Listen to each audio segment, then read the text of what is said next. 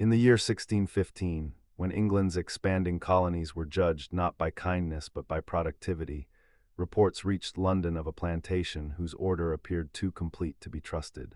Administrators were accustomed to disturbances, disputes among workers, disciplinary entries in ledgers, occasional disappearances attributed to hardship or escape. Such records were expected, for empire assumed friction wherever authority met human will. Yet the estate known as Harrow Vale produced none.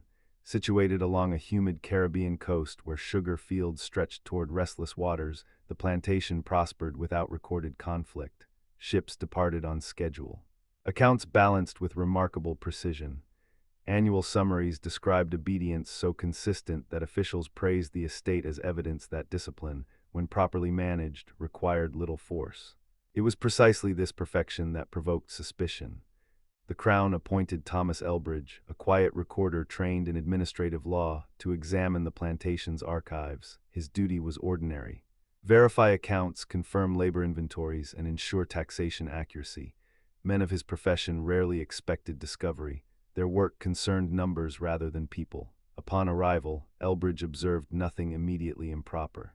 The owner, Edmund Harrow, greeted him with restrained courtesy and spoke of efficiency rather than authority. Overseers issued instructions calmly, almost conversationally. Workers moved through the fields with measured rhythm, neither hurried nor visibly constrained. Noise itself seemed moderated. One custom, however, stood apart. Harrow Vale maintained an unwritten principle repeated by staff with mild pride. Punishments were never entered into official record. Discipline, Harrow explained, was handled privately so that the estate's history would remain orderly. The explanation sounded practical. Yet Elbridge understood that records existed precisely to preserve difficult truths. Within days, he began examining ledgers spanning nearly 3 decades. The handwriting remained elegant and consistent until closer inspection revealed subtle variation. Certain entries bore a second style, slightly narrower lettering, corrections inserted with delicate precision, adjustments that clarified events without altering outcomes. Only one clerk had ever served the estate during those years. The discrepancy was small enough to ignore. Nothing appeared falsified, totals aligned perfectly. Still, Elbridge sensed that the books did not merely describe order, they protected it. Among hundreds of names listed for labor assignments, one appeared irregularly, without clear date of arrival or transfer: Jonas. No rank accompanied the entry, no remark explained his presence. Yet throughout the records, moments of correction seemed to follow wherever his name emerged, as though harmony itself required quiet revision. The disturbance, approximately 480 words, continuation of the narrative, in orderly systems. Disruption rarely arrives through noise. It appears instead as repetition that cannot be explained. During his second week at Harrow Vale, Thomas Elbridge shifted his attention from harvest accounts to daily registers, documents considered too minor to attract official concern. These pages recorded tool distribution, task rotations, food allotments, and seasonal adjustments, ordinary details revealing how authority functioned in practice rather than theory. Here, the estate's perfection began to feel deliberate. Assignments rotated with mathematical fairness. No worker remained long under physically demanding labor. Illness entries were brief, yet followed by immediate reassignment rather than punishment. Even weather disruptions appeared anticipated. Preparations recorded days before storms arrived. The plantation behaved less like a hierarchy enforced from above and more like an organism correcting itself. Elbridge first noticed the pattern surrounding Jonas. The man's name appeared irregularly, never tied to a permanent role. On one day he assisted carpenters, on another he appeared among field planners. Occasionally he was listed near administrative duties without explanation. No promotion justified such movement. Yet whenever his name surfaced, minor conflicts elsewhere in the register quietly disappeared. A dispute noted one morning vanished from later entries. A shortage corrected itself without recorded cause. Workers reassigned after tension were later described as cooperative. Each adjustment appeared reasonable alone. Together, they suggested unseen coordination. Elbridge asked an overseer about the man casually. The overseer paused longer than expected before replying that Jonas was useful where needed. No further description followed. The answer was neither evasive nor informative. It ended inquiry without resistance. More unsettling was the behavior of others when Jonas passed nearby. conversations softened rather than stopped. Workers altered pace slightly, aligning movements without visible signal. Overseers hesitated, not in fear but in consideration, as though measuring decisions against an understanding already shared. Authority, Elbridge observed, seemed to flow around the man without ever resting upon him. One evening, while reviewing older ledgers by candlelight, Elbridge discovered an early entry written years before Harrow officially purchased several groups of laborers. The handwriting differed from both known styles. Beside a shipment inventory appeared a brief notation later crossed carefully, adjustment agreed among all parties. No explanation followed. No signature confirmed responsibility. Such phrasing was unusual within colonial records, which relied upon ownership, not agreement. The following pages returned immediately to ordinary accounting, yet from that point forward punishments ceased appearing entirely. The estate's reputation for harmony began precisely after the unexplained notation. Elbridge felt an unfamiliar hesitation. Administrators were trained to identify fraud, negligence, or rebellion. None applied here. Nothing unlawful could be proven. Productivity remained exceptional. Still, the estate behaved as though governed by a rule never written. In societies structured by command, obedience normally follows visible power. At Harrow Vale, obedience appeared to emerge from something quieter, an understanding shared yet never acknowledged. And disturbances rooted in agreement are far harder to confront than those born of defiance. By the third week, Thomas Elbridge found that his work no longer concerned numbers alone. The ledgers remained balanced, yet his attention drifted increasingly toward the behavior surrounding them. Order persisted everywhere, but its consistency began to feel like performance sustained through collective effort. The difficulty lay not in discovering wrongdoing, but in understanding why none appeared. Elbridge observed morning assemblies where instructions were delivered calmly and received without hesitation. Workers listened with attentiveness uncommon in plantations he had previously inspected. There was no visible resentment, yet neither was there the passive resignation he associated with submission. Instead, individuals behaved as though participating in a system they understood and protected. The distinction troubled him. One afternoon, he witnessed a small incident near the storage house. A young worker miscounted supplies, creating a minor shortage. In other estates, such an error would invite immediate correction meant to reinforce hierarchy. Here, the overseer merely paused, glanced toward Jonas standing some distance away, and revised the record quietly. The mistake vanished from documentation before consequence could form. No reprimand followed. No acknowledgement occurred. The event unsettled Elbridge more than punishment would have done. Authority had deferred without instruction.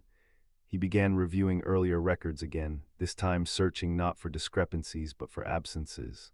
Gradually a pattern emerged. Moments where tension should have appeared were consistently softened through revision. Conflicts dissolved before becoming official memory. Decisions seemed guided by anticipation of unrest rather than reaction to it. The estate preserved peace by preventing disagreement from becoming visible. Elbridge experienced an unexpected moral unease. His role required objective assessment, yet he could not determine whether the system represented improvement or concealment. Violence was absent, productivity was high. Suffering, if present, left little trace. Was harmony achieved through kindness or through something more complicated? During evening walks, he noticed workers gathering quietly after labor, speaking in low tones without overseer supervision. Jonas often stood nearby, rarely speaking, yet others appeared to orient themselves toward him subtly, adjusting conversation as if awaiting confirmation without words. Influence existed without declaration. Elbridge considered questioning Harrow directly but hesitated. The plantation owner displayed sincere confidence in his methods and genuine pride in maintaining calm. Accusation without evidence would appear irrational. Yet silence increasingly felt like participation in a deception he could not define. Sleep became difficult. He found himself rereading the phrase discovered earlier, adjustment agreed among all parties. Colonial systems rarely allowed such language. Agreement implied negotiation. Negotiation implied recognition of agency. If agreement had once occurred here, it contradicted the foundation upon which the plantation operated. Gradually, Elbridge understood his true dilemma. Reporting irregularities might restore administrative clarity, but risked disrupting a fragile stability that, however strange, prevented open cruelty. Remaining silent preserved order yet allowed an unknown truth to remain hidden beneath official history. Fear did not arise from danger but from uncertainty. The estate functioned peacefully, yet peace itself seemed dependent upon collective belief. And belief, once shared widely enough, can become stronger than law. Elbridge began to suspect that Harrow Vale was not free from conflict. It had simply learned to move conflict where records could not reach. The discovery did not arrive through confession, nor through confrontation, but through the quiet persistence of record-keeping. Thomas Elbridge had begun reorganizing older documents, not out of suspicion alone, but from a growing sense that the estate's present could not be understood without examining what had been carefully left behind. Many of the earliest ledgers were worn from handling, their bindings loosened, their pages thinned by time. It was within these older volumes that he noticed something unusual, not written upon the pages but beneath them. Certain sheets bore faint impressions, as though earlier entries had been pressed into the paper before being removed or overwritten. Under angled candlelight, fragments of words emerged. Not complete sentences, but enough to suggest that what remained visible was not the original account. Elbridge began tracing these impressions carefully. What surfaced was not contradiction, but revision. Earlier entries recorded disciplinary actions, brief, factual, unremarkable for such estates. Yet in later copies, these same incidents had been softened or omitted entirely. Where correction had once been noted, only adjustment remained. Where disagreement had existed, the record now suggested resolution without cause. The handwriting varied. One belonged to the official clerk, consistent with administrative habit. The other appeared lighter, more deliberate, as though written by someone conscious not of authority, but of consequence. It was within these earlier impressions that Elbridge found a name attached to a different role, Jonas, not as a laborer but as something else, identified once faintly as a navigator. The term was unusual within plantation records, yet it appeared only in these underlying impressions, never in the visible entries that followed. From this, a sequence began to form. Years earlier, during a maritime incident noted only briefly in shipping logs, several individuals had arrived without full documentation. Their identities were reassigned, their histories compressed into entries that aligned with ownership rather than origin. Jonas had been among them. What distinguished him was not position, but capacity. Literacy, rare within such circumstances, would have granted him access to the very system that defined the estate's reality, its records. From that point forward, the pattern became clear. Jonas had not altered events, he had altered how events were preserved. Punishments, once recorded, were gradually removed from official memory. Conflicts were reframed as resolved before escalation. Over time, the absence of documented disorder produced an unintended consequence. Those in authority began to believe in the calm they appeared to govern. Overseers adjusted behavior to match expectation. Harrow himself adopted restraint, not from external pressure, but from the desire to maintain a reputation now supported by written evidence. The system began to respond to its own reflection. Violence did not disappear immediately. It became unnecessary. This was the nature of the transformation. Jonas had not resisted the structure placed upon him. He had redirected it. By shaping the record, he shaped perception. By shaping perception, he shaped behavior. What emerged was not rebellion, but reconfiguration. Power did not vanish, it shifted direction. The estate now operated according to a version of itself that had never fully existed, yet continued to sustain itself as though it had. Elbridge closed the ledger slowly. The truth, once assembled, did not produce shock. It produced recognition. Nothing within the estate had been accidental. It had been arranged, quietly, patiently, and without declaration, until authority itself began to follow a path it no longer understood. The report Thomas Elbridge submitted to the Crown contained no accusation. It described in measured language an estate of unusual consistency. Accounts were accurate, labor was stable, management demonstrated restraint. The phrase he chose after some hesitation was exceptional administrative harmony. No further elaboration followed. The documents he had uncovered remained unreferenced. Their impressions, once studied, were returned to their places without annotation. Nothing was removed, nothing was added. The system required no correction, it was already functioning. In the months that followed, Harrow Vale continued as it had before. Harvests remained steady. External observers noted the same calm efficiency that had first drawn attention to the estate. Merchants spoke of it with quiet approval. Officials cited it as evidence that order could be maintained without visible severity. Edmund Harrow's reputation strengthened. He did not appear aware of the mechanism that had shaped his governance. His methods, once deliberate, had become habitual. Restraint was no longer a choice, it was expectation. The overseers adapted accordingly. Instructions remained measured, corrections were applied with care. The absence of recorded disorder had, over time, become the standard by which performance was judged, and so behavior aligned with record. Jonas continued his work without distinction. His name appeared in the ledgers as it always had, intermittent, undefined, without remark. No recognition marked his role, no acknowledgement altered his position.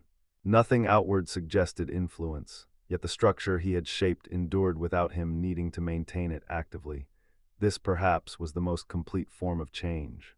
Elbridge, for his part, remained at the estate longer than originally intended. His duties required no urgency, yet departure felt premature.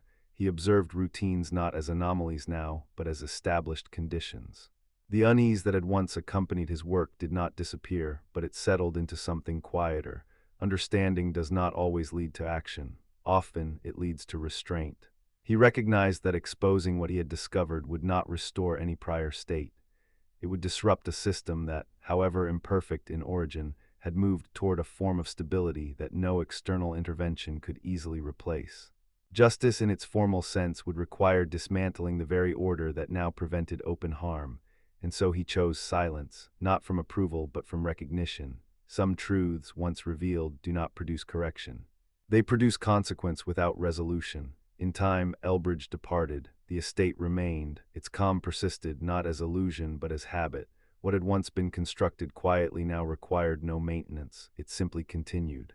Years later, when the records of Harrow Vale were reviewed by distant scholars, they presented an account of remarkable consistency. The estate appeared to stand apart from others of its time, its history defined not by disruption, but by continuity. Its ledgers contained no evidence of instability. Its administration reflected measured governance. Its outcomes suggested a model worthy of study. What remained unseen were the conditions under which this order had emerged. The altered entries, subtle in their variation, did not attract attention. Handwriting differences were attributed to ordinary changes in clerical habit.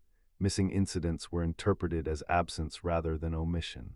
History preserved what was visible, and visibility had been carefully arranged. From a distance, the estate seemed to confirm a reassuring idea that systems of power could evolve toward restraint through internal refinement. That authority, when guided properly, might align itself with stability without force. Such interpretations were not entirely false. They were incomplete. What the records did not show was the quiet redirection that made such conclusions possible. No rebellion announced itself, no declaration marked transition. The transformation occurred within the space between event and documentation, where meaning is assigned and memory begins. Jonas left no statement. No formal recognition attached to his actions, yet the structure he influenced persisted long after his presence ceased to draw notice. Authority behaved differently, not because it had been opposed, but because it had been allowed to see itself differently. This distinction is easily overlooked. Human systems often resist direct challenge. They defend against force with equal force. But when perception changes, when the narrative through which actions are understood is adjusted, behavior may follow without resistance. The most enduring changes rarely appear as conflict. They appear as continuity. Societies preserve their sense of order by maintaining stories that affirm stability. When contradictions arise, they are often absorbed, reframed, or quietly forgotten. Not through deliberate concealment alone, but through a shared inclination to protect coherence. In this way, transformation may occur without acknowledgement, and absence, over time, becomes indistinguishable from intention. Harrow Vale endured as an example not because it resisted its origins, but because those origins were no longer visible within the story it told about itself. This is the quieter pattern within human history. Not that systems change when confronted, but that they change when they begin to believe they already have. And once belief aligns with behavior, the need for recognition disappears. What remains is record. And what is recorded becomes, in time, accepted as truth.